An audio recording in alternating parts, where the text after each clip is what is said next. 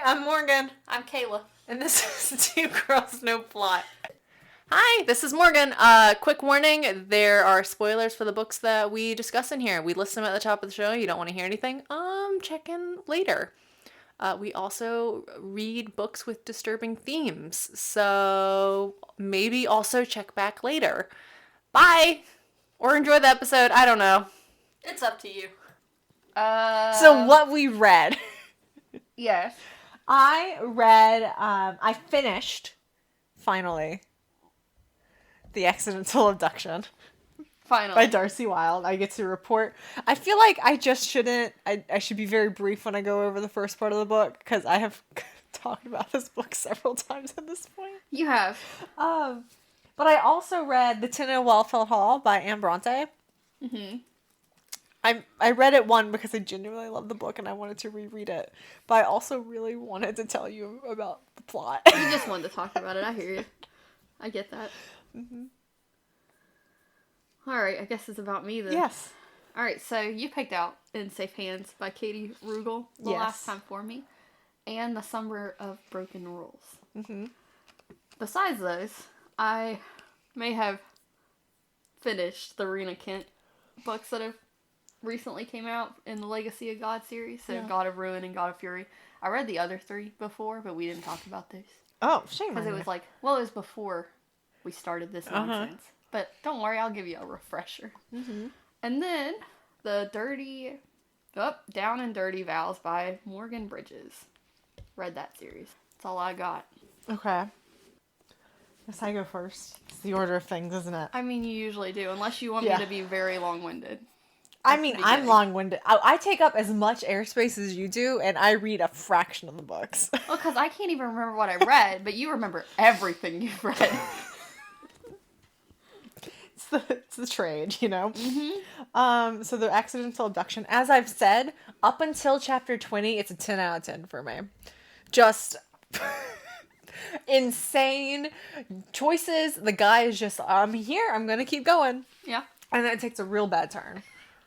Like, immediately. You know, I've talked about this before. You have a chapter where you're in the villain's head. It is not a one-off. It keeps coming back. It's not, like, frequent. So it's, like, just infrequently you start getting these sections where you're in the villain's head.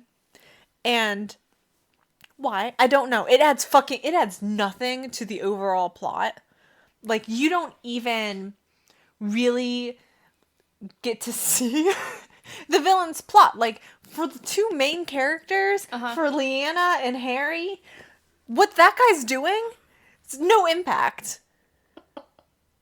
Yeah, his whole mastermind plan, nothing. Nothing. He wants her property.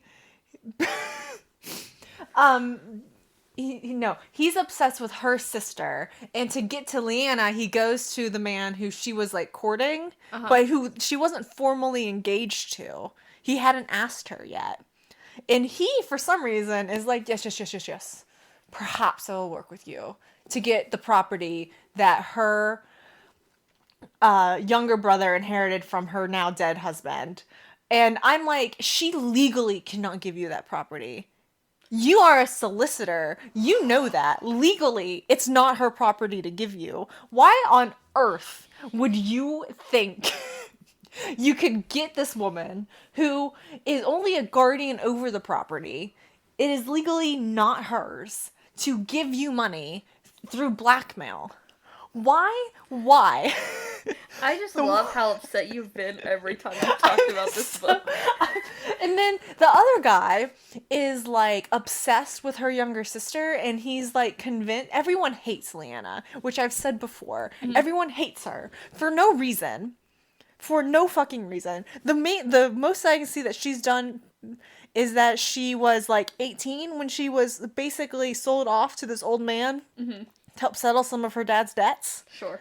And apparently that's her fault for doing exactly what society dictates a young woman does in, like, I don't know, 1790 or whatever. Like, It is. It's always the woman's fault. It doesn't matter what happens. It's their fault. Blame is put on her. Yep. Well, it's her fault for being a lady and doing what she was supposed to do. Clearly it's her fault. And then, so you get that, and he's convinced that, like, her younger sister has no thoughts of her own, and she's being tainted by her older sister, and none of it makes any sense, I swear to God. And then you have Harry's family, and Harry's family is literally like, what if she concocted, I might have talked about this last time, what if she concocted getting you on her carriage? And I'm like, you think she plotted her sister running away to get married, to also sell herself to get money for the family, and discovering this in the middle of the night, to drive by, happenstance, to drive by his club at the exact moment he is drunkenly tottering out and planning that, based off of this man who she does not know, Oh, no. will feel the honorable inclination to try to save a damsel in distress. She's not a damsel in distress, but he thinks she is at first. Mm-hmm. At like 11 at night. You think that's what's happening. And so Harry is like, I'm done with my family. And I'm like, Colin, you have only known her for 24 hours. I do not agree with how harshly they jump into the, like, criticizing her, this woman they do not know. I mean, clearly she's a problem. But Harry is like, he cuts off all communication with his family. He leaves his job, which he works with his father. Like, but also Harry is quickly he has two friends who also are like super suspicious of Leanna. Mm-hmm. And it's like, if you guys are really government spies, then like, you know that a lot of the family troubles are her father. And when she was a teenager, she had no say. She had no control over what her father did with their money or with her. Like, what is wrong with every person in this book? Morgan, I'm just so glad you're finally done with the book. You really enjoyed it, and then you really fucking hated it. Really hated it. No. And it's like, and then Harry, like, falls for it and, like, starts criticizing her, and she's like, I'm not taking this shit from you two. And all of this, like, conflict between her and Harry happens in, like, the last chapter of the book. And then, so she's about to leave. In fact, she does leave. She gets her horses, who are named Gossip and Rumor, and they're unwieldy. Can you see the very obvious symbolism there? And then she gets in a car accident. Oh, good lord. This is all the last chapter. What do you mean all the last chapter? All the last chapter. Okay. And then everything is magically fixed, because Harry's like, oh my god. I hate it when you get to, like, the last couple chapters of a book and they're like, and here's a bow. And it's like, but you didn't tie it up nicely. This is trash. I know. I'm so mad. I so desperately want to take this book and rewrite it. No, you're just going to have to let that one be. You're just going to have to let it be. You're going to have to let it be. Just put it down and never look back. Gone. See? Down. That's going to be great audio. It's fine. We know it was thrown into the floor where it belongs. For real. Maybe that's where all of our DNFs of hated books should be thrown. Just in the floor. Nice smacking sound. Yeah, well, they belong on the floor. They don't belong up on shelves. The floor. That book took such a turn. Can we have a bin of DNFs? Yeah. Or just, like, hated. eBay auction them off. Yeah, just DNF/hated books. We're just gonna throw them in a bin. Just best wishes. So, I mean, it was so great, and then it took immediately a sharp decline. Yeah, well, I don't know how to help you on that. Oh, and, like, the thing with the villain of the story... Yeah. Also never gets anywhere. Between her getting an accident and recovering, they're like, oh, he was hanged, by the way. It's like, what do you mean? Oh, okay. Thanks for that information. What? Literally. I have no idea. What do you mean? Just... Yeah, there's like, you could have taken out all of that. He wasn't necessary. There's conflict enough with these people not knowing each other for 24 hours and getting married. Yeah, that's crazy.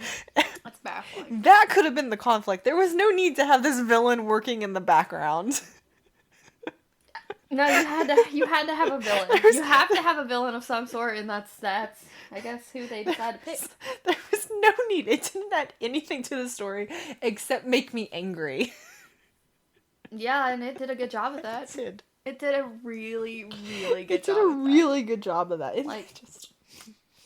Great job. Okay. What's your other book you got there? The Tenant of Wildfell Hall. All right. I love this book. And I think you would love the premise of the book. Now, this book was written in 1848. I would under no circumstances be like, you should read this book. Because as soon as something has slightly dense writing, I'm out. And I'm it does. We're good. I don't want my brain to work when I'm trying to read things. And also, I read this first for a class. So I got to go down a bit of memory lane of where I was in like my undergrad research while I was doing it. Did you mark up a book? Oh, I do this all the time. Oh. I do annotate books. I'm not gonna lie, that just makes me anxious. It's quite delightful, but sometimes I would have marginal notes and I could tell that I was doing legal research. But the book. Yes. Get to So, this book is what's called an epistolary novel, so it's told in like the form of like diary entries or letters. Okay. That's important. Because I think the main guy who's telling the story to a friend is a dick. Okay. So it starts off, and you have Gilbert Markham, quite a name, and he's writing letters to like his brother-in-law. It's like 20 years later from when the main part of the book is set, and his brother-in-law, I guess, wanted to like share stories, and Gilbert didn't feel like sharing that day, and it hurt his brother-in-law's feelings. And his brother-in-law kind of gave him the silent treatment. And Gilbert went, well, maybe this will make you feel better and forgive me. And then proceeds to tell his brother-in-law his wife's story. And not really his story. Okay. Right? Dick move. Yeah, it's not great. It's not a great move. You don't realize it's going to be his wife's story until you get a little further into the book. Because he starts off with when he meets his wife. Okay. And then you go further back in time later. So, he's a young 24-year-old in some village.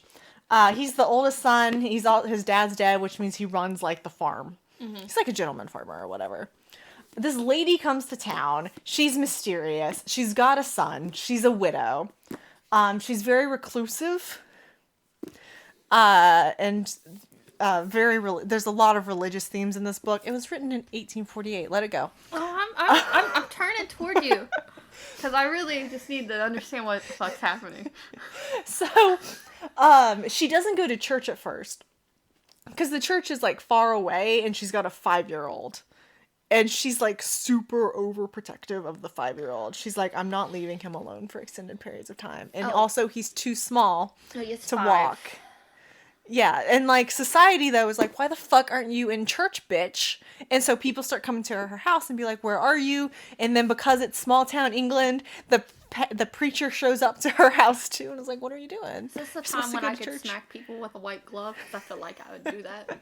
If you knocked on my door and went, where are you? It's like, smack.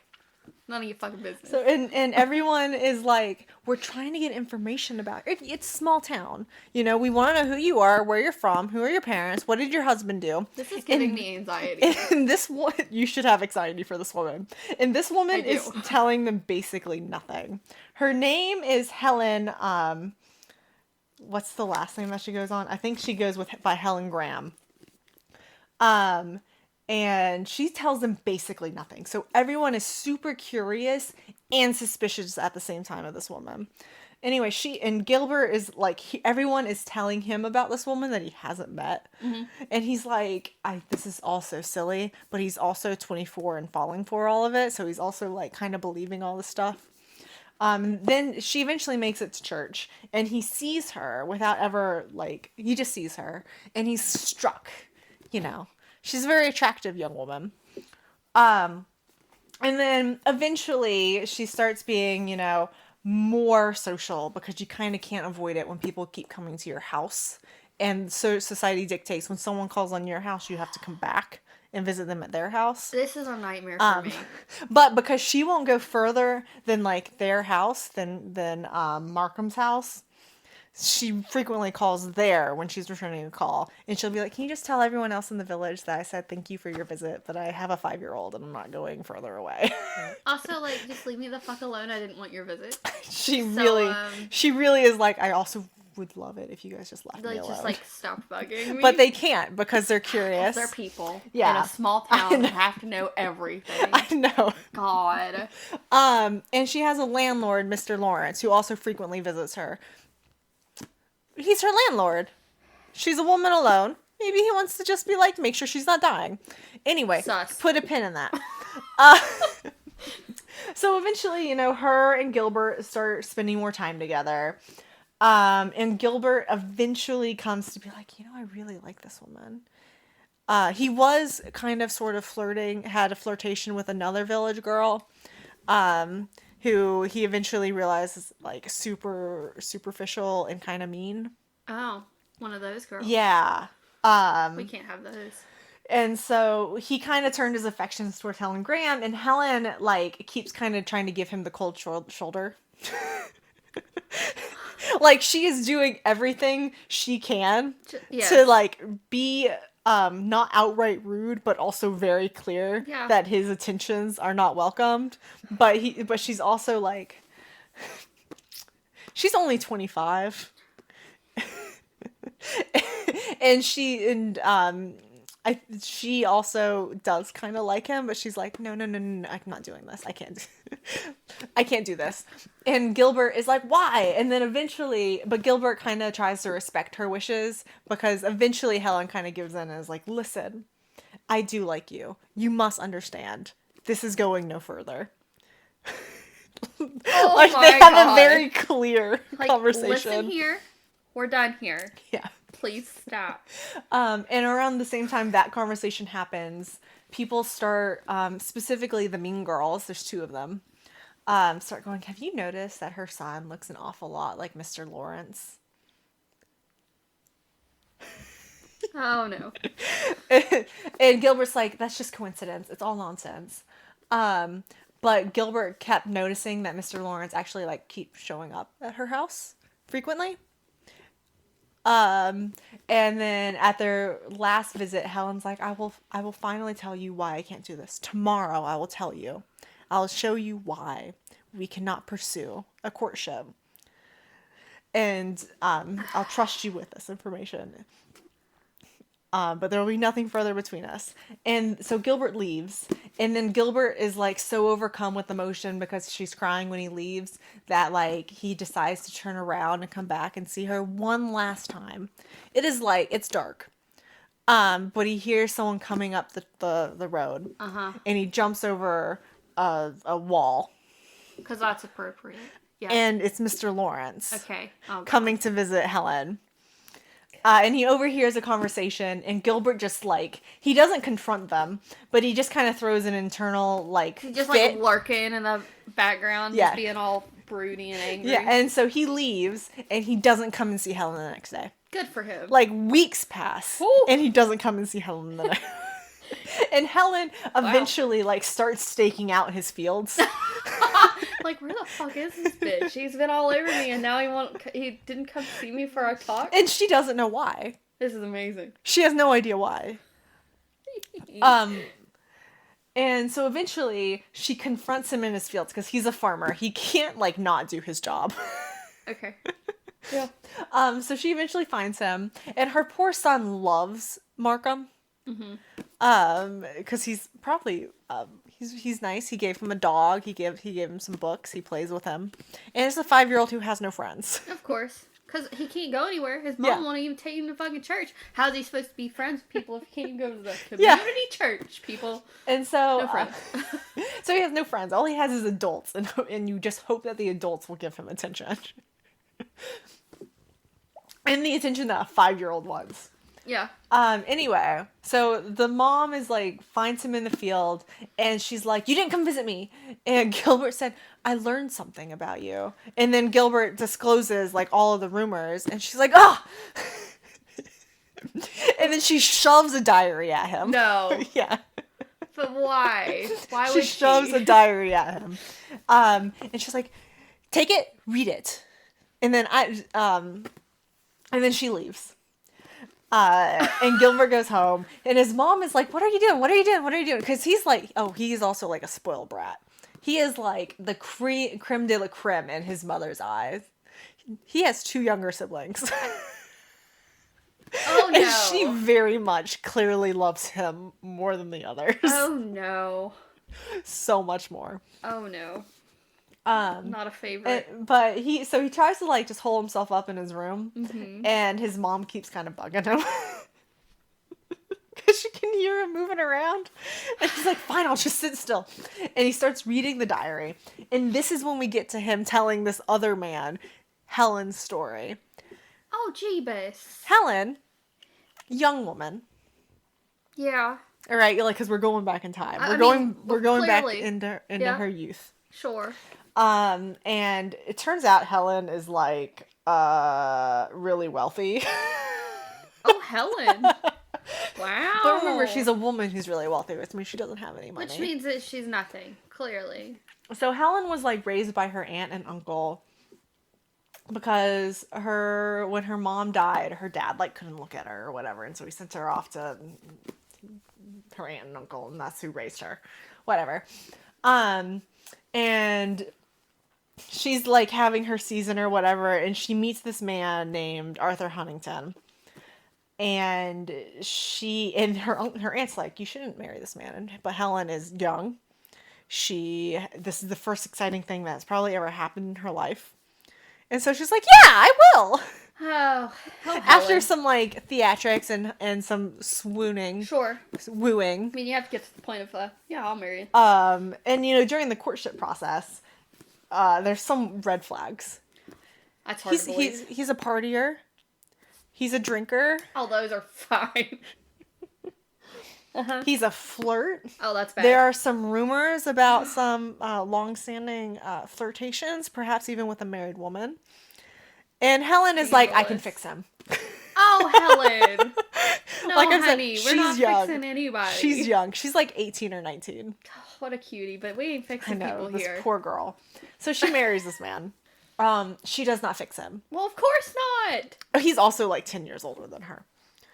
At that point, there's no hope. There's that you no can fixing. fix. No, they're in their ways. And so remove one. she marries Arthur Huntington, becoming Helen Huntington, and it goes downhill very quickly. He drinks all the time. And that's the big of it. He drinks all the time, but he also eventually becomes like verbally abusive and calls her like an evil witch and stuff. Like he becomes verbally abusive eventually. And it's not just him. He has a group of friends who are also demons. Mm-hmm. And it's very like, there's one guy named Grimsby who is as bad as Huntington, if not worse. But there's other 2 that he like drags down to his level. What a great person. I know. And one of them is an alcoholic, but he like was able to reform himself to do better for his wife, who he marries. Obviously, it's his wife. Loves to pieces. But the wife has a long-standing affair with Arthur Huntington. Oh my god. Okay. And they do it under Helen's roof. You are lying. I am not, because this is the time where friends come, and when you own these gigantic houses, the friends come and they stay for weeks or months. That is crazy. And so like these 2 are having this affair under both noses. How could you even like do that and be in the same house and just be like, hey? Yeah. Absolutely not. Sneak around like the good Lord intended. Not in the same house. And then the other one, this is Hattersley, is like he's fully cognizant that he is a piece of shit and being dragged down by Huntington. We love it. Aware. But his wife is such an angel. Angel as in she doesn't really have like the backbone to ever say anything to him about his behavior, so he thinks she accepts it. Oh. And eventually Helen like gets tired of the shit and she starts telling these men like, get your shit together, and she starts scolding Hattersley eventually. And Hattersley, after enough time of going, I think Arthur Huntington is actually maybe a bad influence for me, he starts talking to Helen on one of these visits, and Helen's like, you're a piece of shit to your wife. And he's like, what? She would say that to me. And I'm like, she's like, she's an angel. Yeah. Do you think she would actually say something to you? And he goes, oh, actually, maybe that's a good point. She is a sweetheart, and you are a piece of shit, and she cares too much. Yeah. He's like, but like, no, I don't believe you. She's like, do you want to see your fucking letters? Ooh! And so she goes and she gets her letters. Like, showing them the receipt. So she goes and gets Millicent's letters and hands them to him. And he's like, oh shit, I gotta be a better husband. Yeah, that's the equivalent of showing people's text messages now, like screenshots. Like, look, you're fucking wrong. That's amazing. And so, in the middle of all this too, she gets pregnant and she has her son. Of course. And the father and his shithole friends think it's hilarious to get this boy drunk and to also get him to start berating his mother. And it's this awful cycle because during the summer, they'll leave to London to party. Yeah. So she gets the boy fixed. Then they come back. And cycle. And it starts all over again. And she's like, they're going to ruin my child. They're going to ruin my child. They're going to ruin my child. What do I do? Yeah. Run away, lady. And at the same time, she's having all of these crises. Yeah. There's a neighbor man who it keeps trying to pursue her, this married woman. And clearly no one cares about the married part of anything. And he's like, I see how he treats you. It's not right. And she's like, then why are you his friend? Yeah, like, you're not doing anything about it either, bud. And he starts being like really suspicious. He is also, and he's very much trying to get in Helen's good graces because he's like the only one who will maybe interfere with the behavior of the child and try to stand up for her. Mm-hmm. But she's like, I think that there's ulterior motives here with the way he's looking at me. And then he eventually tries to he doesn't try. He does get her alone in her studio because she starts painting. Again, that had been a habit that she did before she was married. And he's like, I'll just make it so you can't say no and he'll divorce you. He's trying to assault her. And Helen, I love this. I actually painted this scene as a project for the class I read this for. Picks up, you know what it is. It's like the paint knife. A palette. A palette knife. She picks up the palette knife and is like, I'll fucking stab you. Hell yeah, girl. And so she's clearly defending herself. And then at that moment, Huntington arrives. Hattersley's behind him. And Hattersley's like loading his gun. Yeah, and it's like, what's up? What's going on? 5 minutes, I'll have this gun fucking loaded. You'll be dead, bitch. And the guy is like, I'm just leaving. I'm just leaving. That's what I'm doing. And then he does fuck off to the continent for several years. Oh my god. Oh no. So Helen eventually, in all of this, as I mentioned, is painting again. And Helen is painting again to secretly sell the paintings. So she can get the fuck out. Good for Helen. Get out of this place. There's a bit of a mishap because Arthur Huntington, her husband, discovers this and takes all of her money and destroys all of her stuff. And so there's a bit of a scramble. But she has a brother who's never named. Because that's how important brothers are. She reaches out to him because she didn't want to owe anyone anything. Mm-hmm. But she had all of her money and tools destroyed by her lovely husband. Mm. So through her brother, she secures a place to stay. Okay. Mr. Lawrence. Oh, no. So that's when you realize this woman is being accused of having an affair with her brother. Oh, no. And what? He looks so much alike. Oh. Familial genes. And so... Oh my god. Right, this is such a scandalous story. Okay. And and fucking Gilbert Markham is telling it to his friend. That's insane. Anyway, so now we're back with Gilbert's time period. And Gilbert is like, oh my god. Oh my god. Oh my god. The correct response. The only correct response. He's like, oh my god, I don't know what to do with this. I love it when, like, some big thing happens and, like, the other character discovers about, like, whatever happened in the past life and they're like, oh crap, what do I do? Well, and Gilbert's like, oh my god, I can't do anything. Yep. She's married. It's like, I can't. Helen is not, there's nothing wrong with her. I do appreciate that, you know, it's 1848. Men, they could easily been like, this bitch is supposed to return to her husband. Yeah. She's married, has kids. Like, yeah, but like, he's like, no. He does not blame her at all for fleeing. Good for him. But he's also like, oh, I can't. They can't do anything now. He can't pursue her now that he knows that she is married. Yeah. Because unlike all of the bastards she was living with Arthur Huntington, Gilbert Markham at least has some morals. And so he basically like, he stops trying to pursue her because he can't. I mean, what else would you do? But he goes and sees her brother who I forgot to tell you, he like beat the shit out of her brother. What do you, okay, you're just gonna drop that bomb on me and not explain it or what? Before he gets the diary, Lawrence, they were friends, or at least friendly. Okay. And Lawrence was like, Gilbert, what on earth has gotten into you?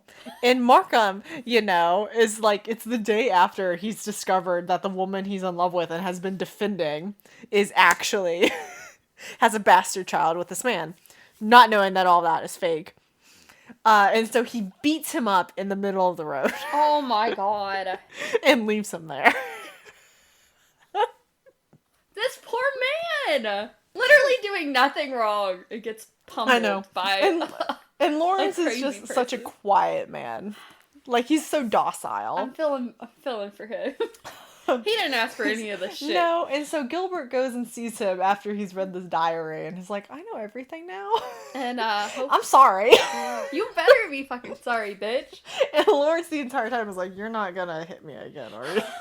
He's like, good arms like the way, like. He's like on his deathbed. Like, Gilbert cracked his skull. Oh my god. Because he hit him with like his riding crop. Cane or whatever. Like, he smacked him over the head. What an asshole. It's like, what? Like, he had any right to beat up that man. Like, what are you doing? I know. And Lawrence is like, sure, okay, this is fine. We're fine. And so basically they're separated, and then eventually, that's right, the story's still going.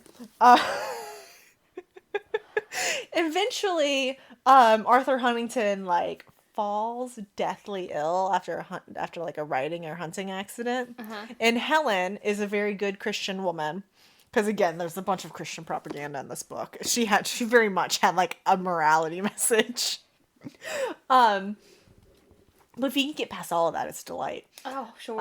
And so Helen decides to return to Arthur to take care of him. Because they're like, he might die. Well. And Gilbert is going like insane over this information.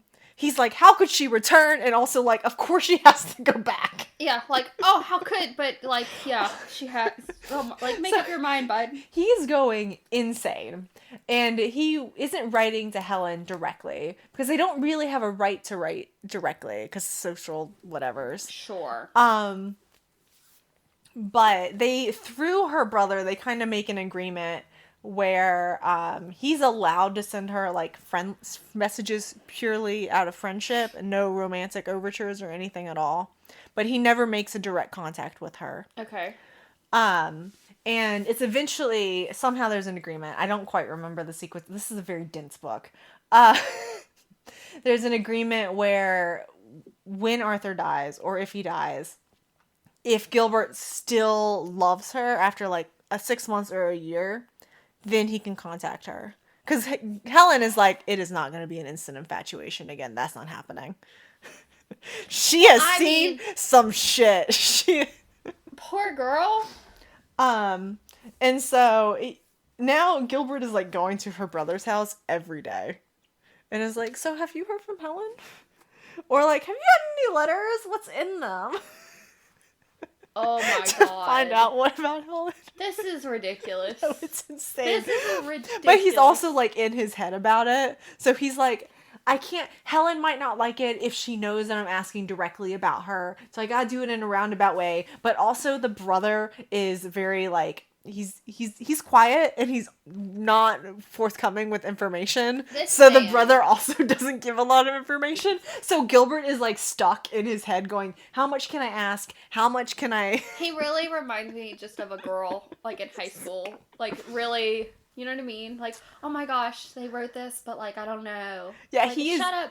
Figure your life out. These chapters are very much Gilbert in his head going insane over. I would lose it. It's so funny. It's so funny to read because he's really just like going insane for months. He's going insane. Anyway, eventually Arthur Huntington dies. Oh, yay. And then because of the lack of communication, because Gilbert doesn't know how to ask for things directly. It reaches him through, of course, the mean girls that Helen Huntington is set to get married. Oh, God. And Gilbert is like, no! Of course he is. And so he books it. This man is like to Arthur Huntington's estate. And he's like, he just looks like a wet dog. I mean, he's not packed. He doesn't have a change of clothes. And he got rained on. He doesn't think anything through in his life. He doesn't. And I just like imagine a wet soaking dog. And he arrives at the church door because he heard where the marriage was going to happen. And it's Lawrence coming out. It's always Lawrence. Does he go hold up his hands and like, please don't hit me? I promise you I'm not marrying my sister. Well, Lawrence sees him and he's like, Gilbert, what are you doing here? And Gilbert is like, play it cool, be cool, be cool, be cool, be cool, be cool. Gilbert just needs to say what's on his mind. I heard you were getting married. And he's like, I didn't know you were getting married. And he's like, well, I sent you a letter. And he's like, oh, when? And he was like, I sent it yesterday. And it's like, it's 1848 England. He has not gotten your letter. I don't know what they were thinking there. And then he's like, so, like, is your sister around? Oh my god. Is she at the manor? I'm sick of him. And he's like, no, she's gone. She's visiting my aunt. Oh my gosh, not even there. And he's like, so, where does your aunt live? Because her uncle died and made Helen a super rich woman. Damn, Helen. But this doesn't really hit Gilbert until he is riding up to the gates of the house. And he sees the massive... Does he turn around because he ain't good enough for her? He literally gets out... Stop. Of, like, the passenger coach and starts walking in the opposite direction. He's like, nap. Yeah. Immediately no. He's like, well, this isn't for me. The opposite direction. And a carriage rolls by. And he's like, oh, shit. And he tries to hide. But the little boy sees him. And is like, Mama! Mama! No. And Helen is like, what? He's like, it's Gilbert. And Helen's like, surely not. And she looks at him and she's like, oh my god, it's Gilbert. So she's Helen. Now getting out. And the aunt, this widowed aunt, is looking out the window like, what the fuck is happening? But they get out, and Helen's like, what are you doing? Gilbert's like, I was in the neighborhood. No, you weren't. You weren't anywhere near this neighborhood. And Helen's like, do you want to come in? He's like, I was just leaving. And she's like, surely you'll come in. Because Helen is like, I think looking at this going, this man's a dumbass. Yeah. Wouldn't you be? It's like, and you know he came all the way here for you, and now he's freaked out and is trying to leave. And the little boy is like, you'll come in, right? You'll come in, right? Guilt by children. And Gilbert's like, fine, I'll go in. I'll go inside this giant house I am not good enough for. I love Gilbert. He is useless. but is aware somewhat that he's useless. So he ends up, he won't get in the carriage. He walks up the drive. I mean, you would have to. You're already out. So he still also, remember, he's like a wet dog. Yeah, he's been doing great. So he walks into the manor house, and it's very awkward because you have this aunt who's like, what's happening? Yeah, like, who is this man? Yeah, and you have Helen who is like, she's like wringing her hands going, what do I do? How do I get him alone to find out what he's doing here? Yeah. What's happening? And then you have the little boy who's like, my friend. Ah, who just wants attention from said friend. Yeah. This is great. And so eventually the aunt kind of goes, I feel like I should leave the room. Maybe get something for a little bit. So the aunt leaves and Helen's like, this is my chance. Yeah. And she asks her son to go and get something that she knows is not where she told him to get it. Of course it's not. So he has to look for it. She is buying herself some time. She's buying herself some time. And she eventually just turns to Markham and is like, what are you doing here? And he's like, well, I just, and she's like, well, you didn't write me any letters. And he's like, well, I didn't know I was supposed to. And she's like, well, you could have written me letters. We talked about it. She's like calm and collected I love Helen. on the outside. I love her. And he's like, well, and then it kind of comes out with like, I can't marry you. Look at this. I'm not on your level, Helen. Imposter syndrome at its finest right there. And she's like, because she's not nobility. She's just really wealthy. She's just a rich girl. Yeah. And so there is nothing that's actually barring them from getting married. Well, he's intimidated by the house. Yes, he's clearly intimidated. And he's like, but like, and she's like, no, it's fine. I don't care. He's like, you don't care? I'm like, no, I don't care. But what about your aunt? And like, she won't care. Mm-hmm. As long as she doesn't have to leave this house. Because this is mine, by the way. It's like, I own this. As You're long as in my she home. doesn't leave, you can agree to that. He's like, yeah, I would never kick your aunt out of her house. Well, of course not. And she's like, great, then we're getting married. She's like, fine. Fine. But she's also like, we're having a prolonged engagement, though. Well, yeah, you gotta know the guy. And so they make like an arrangement to get married almost a year from then. She's known Gilbert for several months. Already, it's a longer courtship than she had with her first husband. She's like, it's going to be a year. She's gotta be careful. She's had bad experiences. And basically, after that agreement is where the book ends.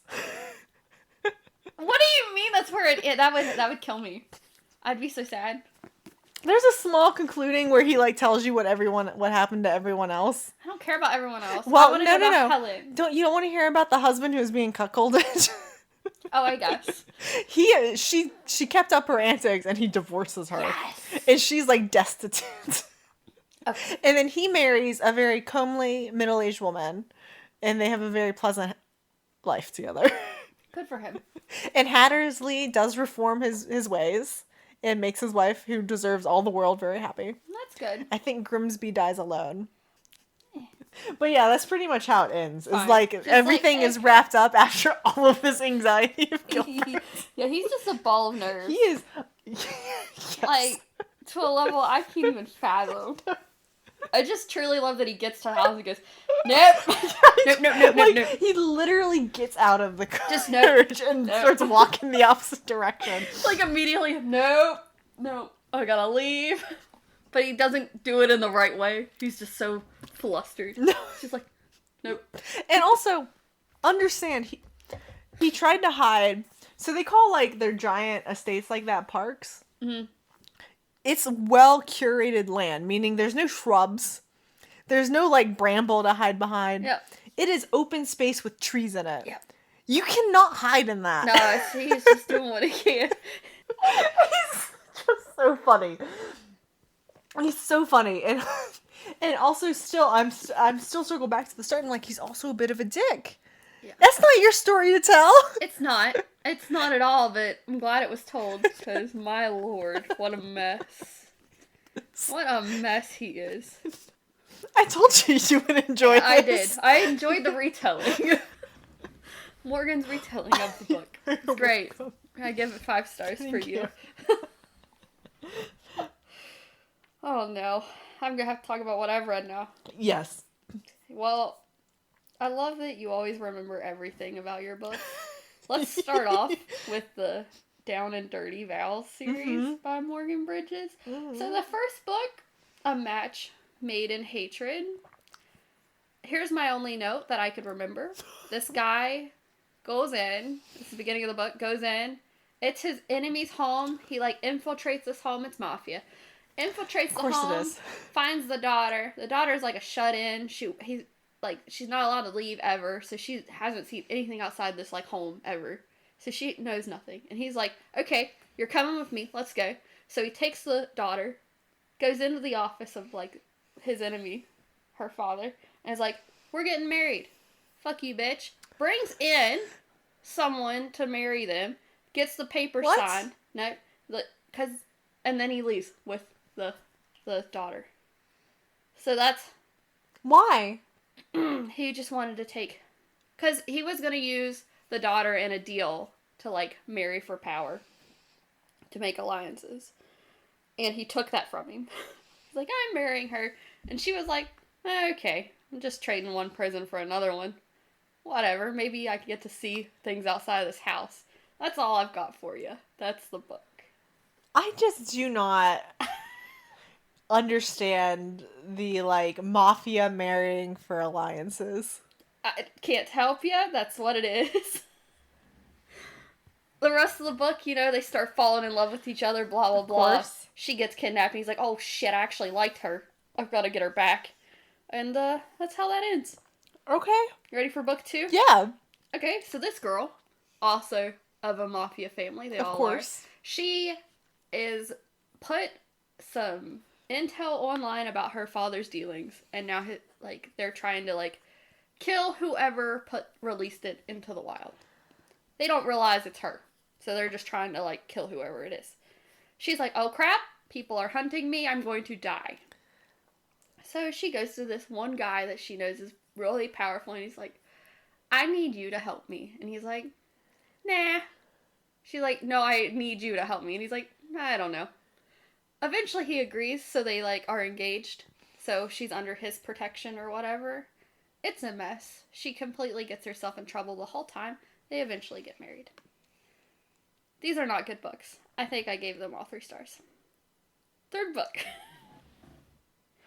It's called To Have and To Hurt. So this girl is the sister of book 2 lady. She doesn't speak because she's traumatized. And it's a really large age gap. I don't remember what it is. I just remember going, I don't know about this. Anyways, so he's fascinated that she doesn't talk. And he always tries to get her to talk. Of course she can. She's just trying not to tell secrets. That's all. They eventually talk, and he's like, I can't be with you because you're too fucking young. And she's like, but why not? And eventually he goes, sure. Okay. Do you like my retellings compared to yours? I don't remember much about them. You're doing great. What do you mean? I mean, that's all I remember from them. They weren't memorable, and I remember just reading them because I wanted to know what happened with the ladies, what happened with their life, and then I was like, I probably shouldn't have even bothered going after the first one. I think the difference between us as readers is that you just want to read and you don't care about what you get out of the book, and I'm like, after the first one, I didn't feel I was like, that wasn't very good, but maybe it gets better. And it doesn't. No, they're all 3 stars. Mm-hmm. All right. I'm going to go on to the Legacy of God series by Rina Kent. Now, the first 3 books have been previously read, and I can't remember all the plots, so I can't really tell you. And they weren't reported on. It's just pre-podcast recordings. Yeah. But now, we have God of Ruin and God of Fury. So, the gist of this series is that they're university students, but they're on a little island, and they have 2 different universities. One is the Royal Elite and the King's U. King's U is Americans. The Royal Elite is British people. Uh-huh, okay. Doesn't matter. Anyways, the British are wealthy, rich, business people that control a lot. The Americans are mafia because for What? some reason that's what we are. It's Okay. like rich mafia people Sure. who sent their children to this island to learn to be crazy. Not really, but that's kind of the gist of it. Uh-huh. Okay. That's the series, okay? In God of Ruin, it's about Landon and Mia, and I wish I could tell you more because, like, all of their little relationships are intertwined. But Landon, he's like a psychopath. Mia is a poor girl that's also mute. For some reason, I have 2 of these books now. And Your mafia books just love to make something wrong with the woman. they have to. Women can't be okay. Well, none of these people are okay. The men are not okay. The women are not. No one's okay. Anyways, Mia, she witnessed. What did she witness? I don't know. She witnessed something. Oh, she got, like, kidnapped. And, like, the kidnappers were like, if you ever talk about us, we'll kill everyone you love. So she's like, well, I'm not going to chance that. Throw away the key, you know what I mean? Lock it up. Done. Never talks again. Learn sign language. Landon is like, interesting. And he's crazy. Eventually, you know, they discover what she is traumatized by because she doesn't like the dark and all this stuff. And he's like, where are these little things that's wrong with you? And that's truly all he cares about. Let me study you like a cockroach under a and he's magnifying like, glass. So his mother is from a whole different series that Rina Kent has wrote. And she's like an artist, does like paintings and stuff. Well, he's a sculptor, and they're like, he does it to keep his mind not crazy, but he's fucking crazy. Anyways, I love these books. Wouldn't recommend anyone ever read them. Mm-mm. Least of all you. God of Fury. You see those names that I wrote I do. down? I see them. Okay, well, this is Brandon and Nikolai. 2 guys. Okay. First set of this I've ever read. Let me tell you a story. Brendan's refusing that he's gay. He's quiet, but he's got a lot of demons going on up in his head. So he's, like, kind of hates himself. And, like, very, almost suicidal. Cuts his wrist. He's a cutter. Anyways, Nikolai, he's a mafia guy because he's, for some reason, from the U.S. And he's like, interesting. This boy is, like, gets nervous when I'm around. So he proceeds to be around. And he's, like, determined to figure out. Does Nikolai also refuse he's gay? Oh, Nikolai is very open Okay. to everything. Because he sleeps with everybody and anything that moves. Fucks it all. He don't care. Okay. No one cares. His family's like, whatever, you do you, bud. Very supportive of his lifestyle. for While him. Brandon's, like, faking it with a girl. Like, can't even, like, kiss her. And Nikolai kind of, like, stalks him. And Brandon gets back into this relationship just to be like, listen, I'm straight. Fuck off. It doesn't work out very well for poor little Brandon. But Nikolai wears him down. It's wonderful. I like their story a lot. It's a lot better than the other ones. Don't tell the straight people. Uh-huh. Is that it? Is that the plot? That's all I got. Okay. Well, there's like, it's really just trying to Brandon learning about himself Okay. and him not being okay with it. So not as traumatizing as many of the other mafia books that you've read. Not really. Like, it was more, I don't know. It was very different. Because, like, they're normal people. More than Landon and Mia, psychopaths. Like, one's a mafia killer. It's fine. But poor little Brandon, he's just trying to live his life, protect his family, like his siblings. Mm-hmm. And he keeps showing up and gets punched by people. And he's like, I'm not getting hit. I don't even like violence. But he's there. He's a twin of Landon. So he has to deal with that crazy. And he's like, can we just not? But Landon does whatever Landon wants to do. But yeah, their story's great. Now, in safe hands, I have, let me tell you, I hated it at the beginning. It took a good about 50%, and then it was like, okay, I'm in this. So let me tell you why I hated it. For one, it's third person. I have a hard time with third person for some reason. I just like first person. I was like, well, I'm already turned off by that. So, this lady, literally, the very beginning of the book, witnesses a guy hauling a body out of a house. on his shoulder and throws it in a car. And she's like, oh no, I've witnessed a murder. Well, her friend's a cop. And also, she's a shut-in. Like, a crazy person who never leaves her fucking house.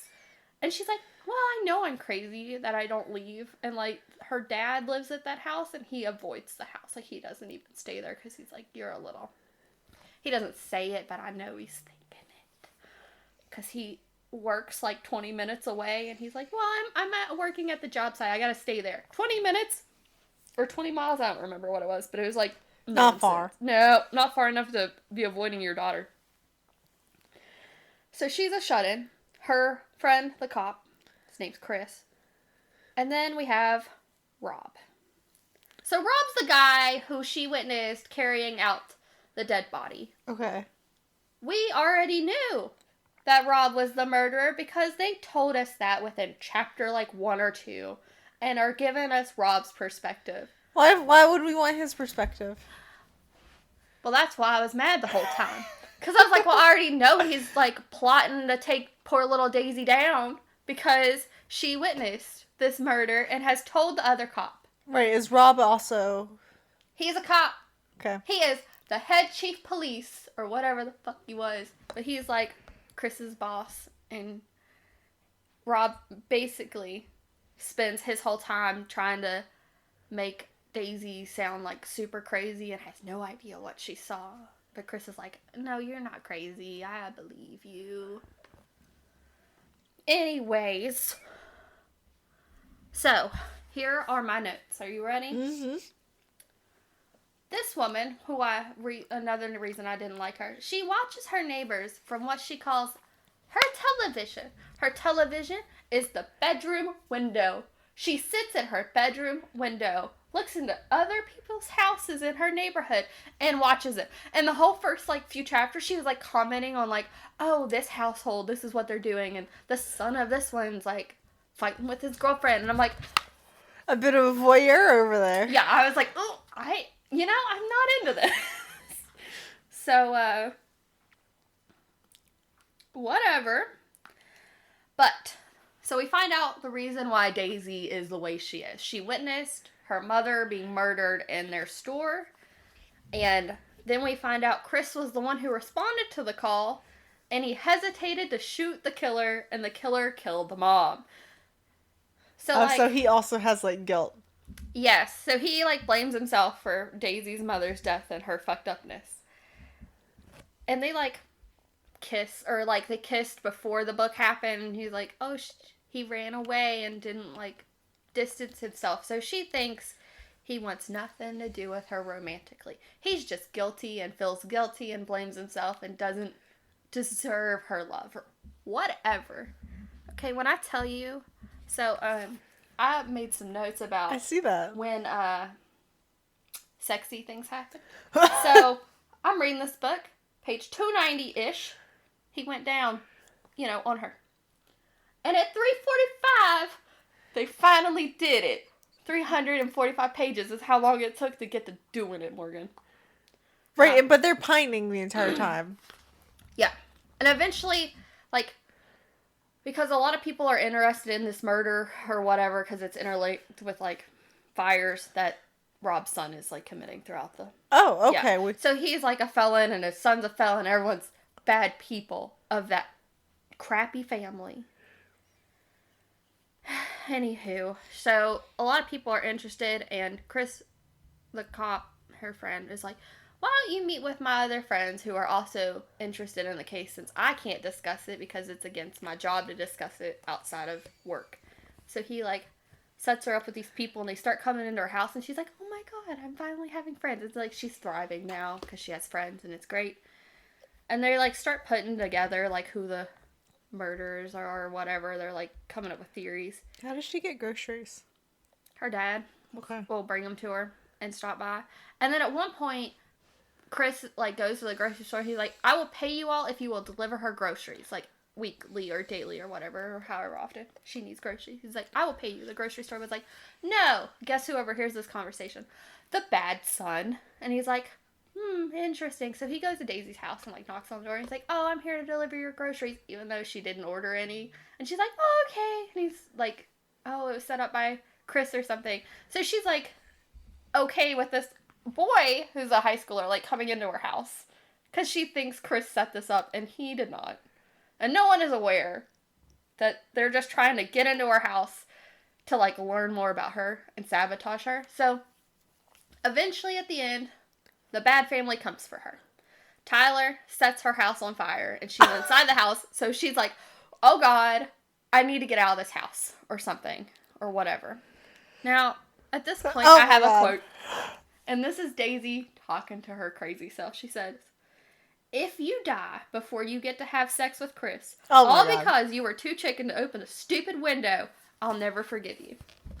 I laughed for a good 20 minutes. Yeah, how do you take that seriously? I just laughed for so long.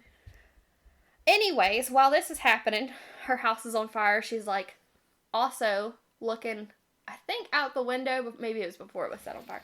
But she's looking out the window because Chris went over to investigate the house again because they, like, saw movement. Well, guess who's there? Rob. So they get in, like, a hand fight, and she, like, sees it, and she's like, oh God, I need to save him, but I don't know how to leave this house. So eventually, she leaves the house to save her man.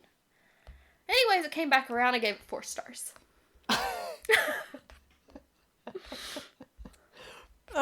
That's all. It was a wild ride. I was like, what is happening? There's a lot going on there. I did like that she finally left the goddamn house, even though it was on fire and she would have died in it. But that's it. There was a lot going on there. Yeah. Anyways, the last book. The Summer of Broken Rules. This is the cutest fucking, no smut. They kiss a little, that's it. Cutest fucking book I've read in a while, okay? It looked really cute. This is the one that I bought you, and it looked really cute.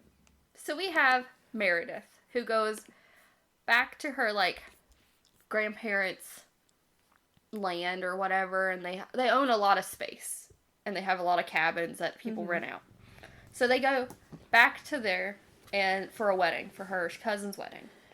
Well, Meredith's sister died like a year or 2 ago, and she has been avoiding her family since, which is understandable because she wants to not relive that. Well, she's grieving. Yeah, and that, like, her fondest memories with her sister is at this place, and she's like, I don't want to go there and just feel sad the whole time. Well, this whole book is over a 1-week period. Okay? You know, it's better than my book that's over, like, 3 days. Yeah. It's a 1-week period, and it goes over, like, every day that it happens. So, the people who are having the wedding, they're like, we're gonna do something in honor of whatever the dead sister's name is. Oh, you should maybe get the relatives. The direct relatives. Okay for that. Well, they were all fine with it. Like, everyone was, yeah. Was the sister? Sister was like, oh, okay, and then she was all in. So, what they planned on doing was playing a game of assassin, because Claire, or I think that's her name. Yeah, Claire, the dead sister. She was, like, the champion of it. Like, it was her game. She was amazing at it. And they were like, you know what? We're going to have a week-long game of assassin. A week-long game of assassin? Well, because they gave everyone squirt guns.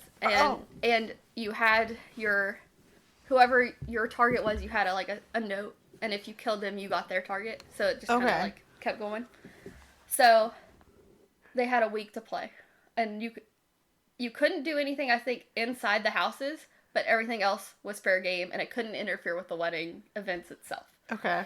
So it turned into, like, some funny things. Like, the grandparents were they oversaw the game, and they were, like, the officiants of, like, that was an illegal move, or, no, that was fair game, and they only had, like, so many rules. They had, like, 3. It was, like, don't interfere, be outside, and whatever the other ones were. But this book just kept me laughing. So, how they meet, her and Whit. So, Whit is, I don't even know, she, like, goes on a walk and they see each other and they're like, you know what, let's make an alliance. We don't know each other. People don't know we know each other. Let's, you and me, make an alliance outside of our friend groups. Because he's with the groom.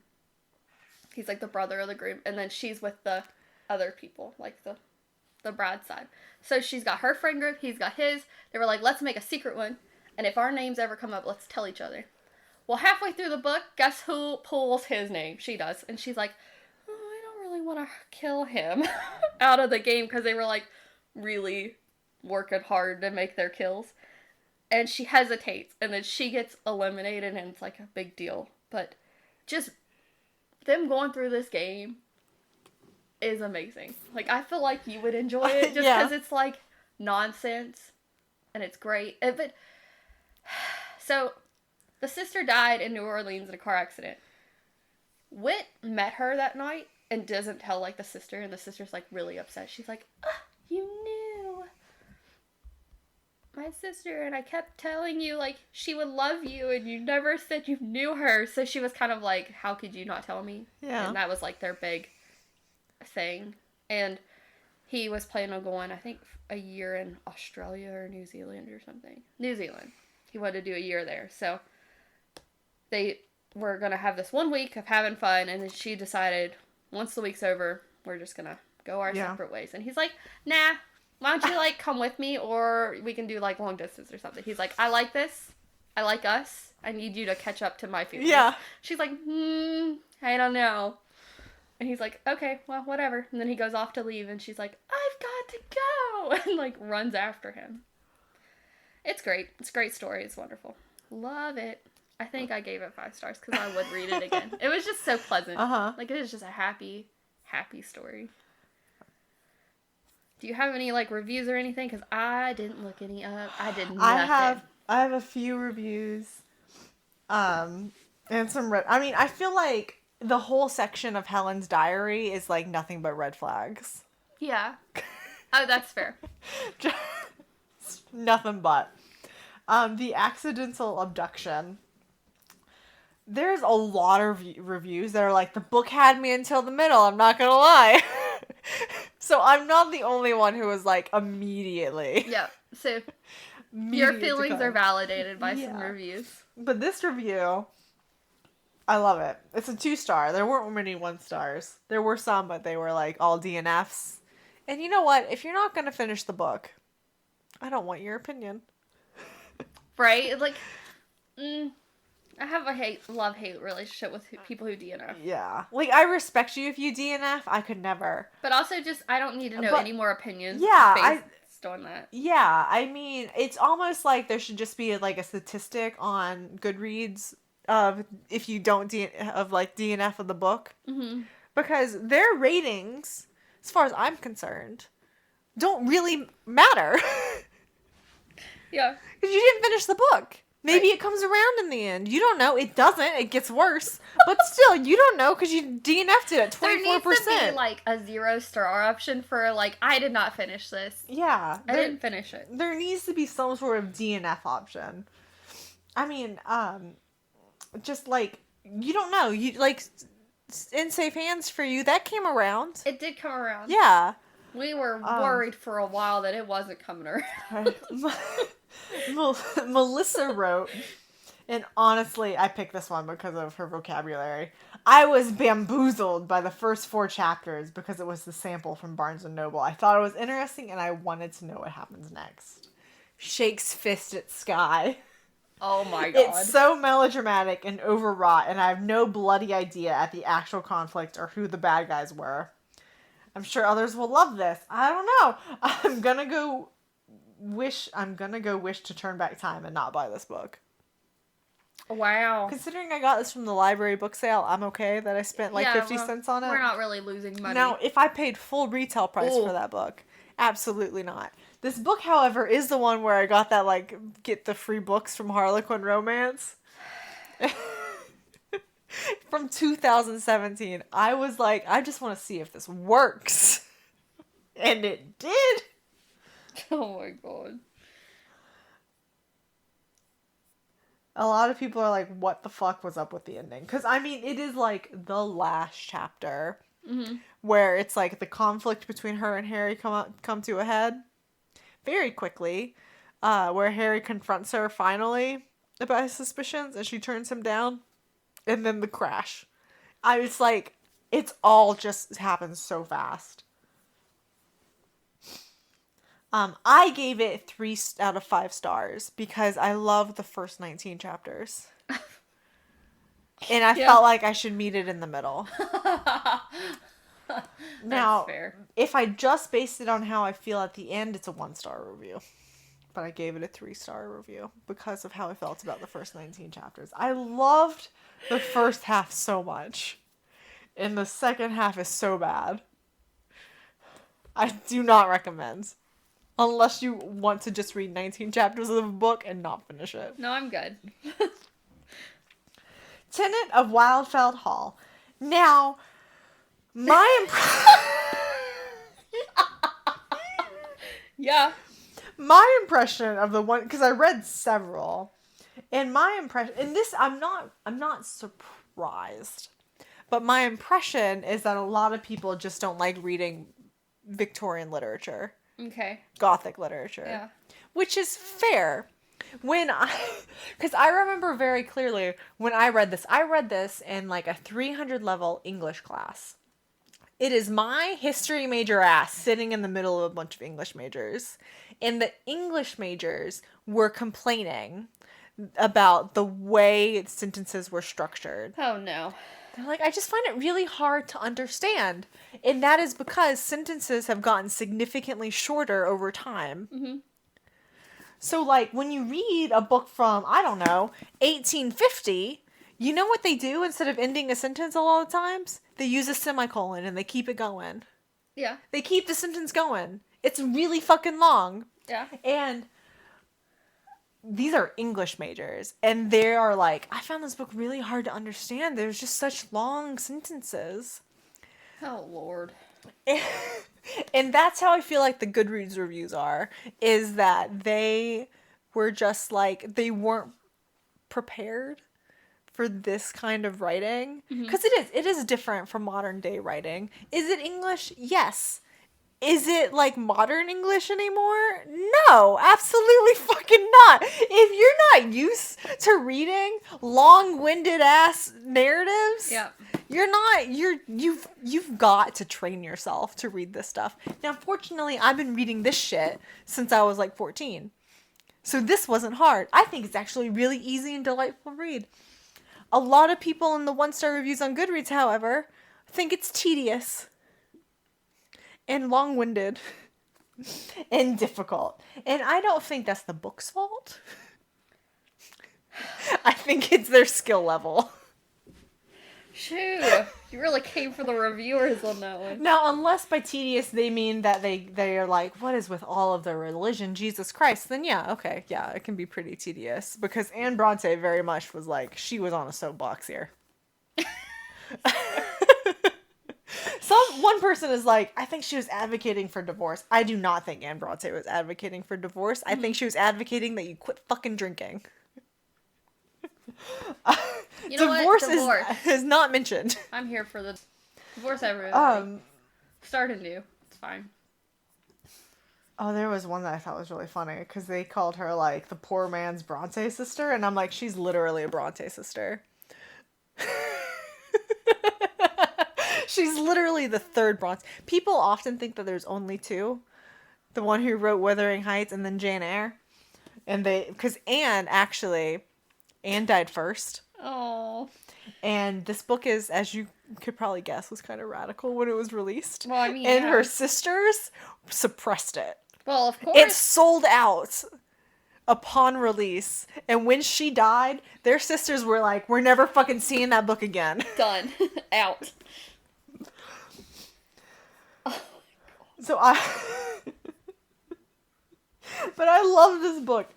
I do feel for Christina, who wrote, do you ever feel like more of a jerk than when you don't like the book someone not only recommended you, but actually gifted you? And you know, that's fair. Like, I wouldn't tell everyone to read this book. Yeah. Like I've said. Yeah. I would not want you to read this book. No. You would not have a good time. I would probably give However, up within a chapter or something. I would recommend that you tell someone else the plot of the book. That's fair. Because it's a great plot. But I don't think it's for everyone. At the end of this book, your only desire is to line up all the characters against a wall and shoot them. Oh, this is the guy who wrote, clearly Anne is the poor man's Bronte sister. Oh my God. Which is just like, she's literally a Bronte sister. Yeah. Like, what it's are you not trying like to prove someone here? trying to pretend to be a Bronte sister or write like a Bronte sister. She is literally a Bronte sister. Now, everyone in the reviews who are like, this isn't Wuthering Heights, I feel like I should read Wuthering Heights just to shit on it. I hate that book. Oh my God. I hate Wuthering Heights. I hate it. This is the best Bronte book. I'm sorry. I will die on that hill. You are something else. Someone else asking for an abridgment. Drudge. It felt like one long whine. Which is impressive because you get two different perspectives in here. I don't know how it feels like a whine. Listen, I just went through a lot of, like, the reviews for Rina Kent. Yeah. And most of them are like, why is she still writing? It's like, why are you still reading them? Yeah. If you clearly have read another book and you hated that, why are you doing this? Why are you still doing it? Like, why is that your complaint? Your 1-star review is like, she needs to stop writing. Well, maybe stop reading them. How about that? What's your point here? Like, what are you getting at? You know the types of books she writes is the only kind of book she writes, and you're like, maybe she should stop. Maybe you should stop reading them. Clearly, they're not for you. If you They're not for you. Move on. No. Move if you know an author writes mostly mafia romance, Or why dark, do you keep picking them up? Like dark romance, and then you're like, ew, I can't believe that's in there, and it's like, what did you expect to be in it? Yeah, why do you keep picking it up? That's like buying a puzzle and then going, when you finish it, ugh, why does the puzzle look like that thing I bought? You know what I mean? You're fucking stupid. You knew what was in it. You knew what you were getting into. And if you've read her more than once and then you're like, she needs to be stopped. Stop reading. Okay? Move on. We get it. You're not here for it. Move on. Okay. I got it on my system. That's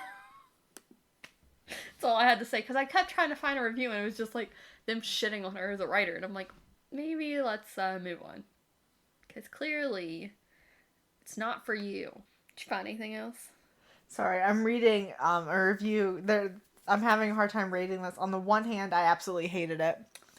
It hinted at a mystery in Helen's background that was kind of almost given a gothic air. The mystery is that she literally left her husband. Sorry. That's the mystery. God. The outburst. That's the mystery. She literally left her husband. Yeah. Do you not understand how big of a fucking deal that is? Listen, it's not now.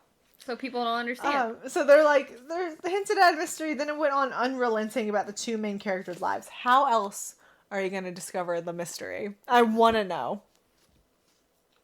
Okay, I'm filing a complaint right now. So, A Match Made in Hatred, the thing I gave 3 stars for, yeah, has an average rating on Goodreads of 3.95. 38% of people gave it 5 stars, while only 3% gave it a 1 star. I don't trust these people. No. And their reviews. Because, like, it is a 3-star book. And I stand by that. See? This person. Now, I trust them. Not good, not bad, kind of predictable. Yep. Yeah. Agreed. Quick read. There we go. That's it. This book was depressing. Well, yeah, she's married to a drunkard who abuses her. Oh, come on, that should make you happy. Yeah, I just, that's all. Oh my god, why did you pick up a third one then? Sorry. Are you getting sassy too now? I have now read one novel by each of the 3 Bronte sisters.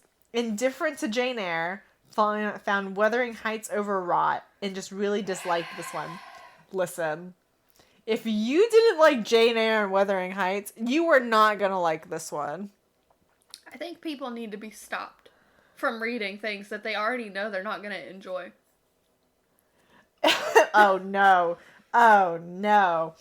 3 out of 3. And it's not because I don't like 19th century novels.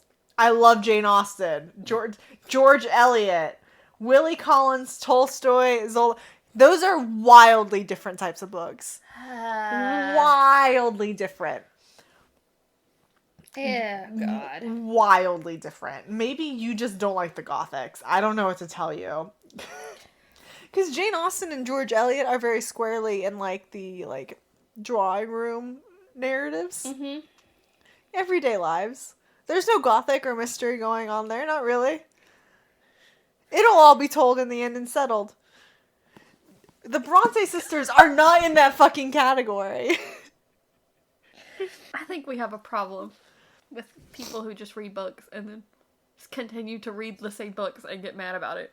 Why do that? Why do that? Well, I don't have anything else to add. I'm still reading, and people keep calling Helen sanctimonious, which is fair. Which is very fair. I did think it was really funny. There's a section in the book where the first time she's over at the Markhams, they're debating the proper ways to raise a child, because she is, like, convincing. She's, like, giving her son wine, but making it really disgusting. So he comes to hate alcohol, so he won't turn into his father. And there's a big argument between her, the preacher, and Markham's mom. Debate, where they're like, should you not let him find that out on his own instead? And she's like, if I can smooth the path for him, why would I not do that? And they're like, you should just let him blunder his way through life. What the fuck is wrong with you? But, like, by this point, you're still in Gilbert's perspective. You very much get the impression that he, in fact, has been coddled his entire life by his mother. So you're like, the mom feels a bit like a hypocrite. Oh, no. And then you have the preacher right there who's, like, advocating for, like, yeah, let your son get fucking drunk. Who cares? He'll figure it out eventually. Okay, I found a review for The Summer of Broken. Yeah. 2-star review says, not a single rule was broken.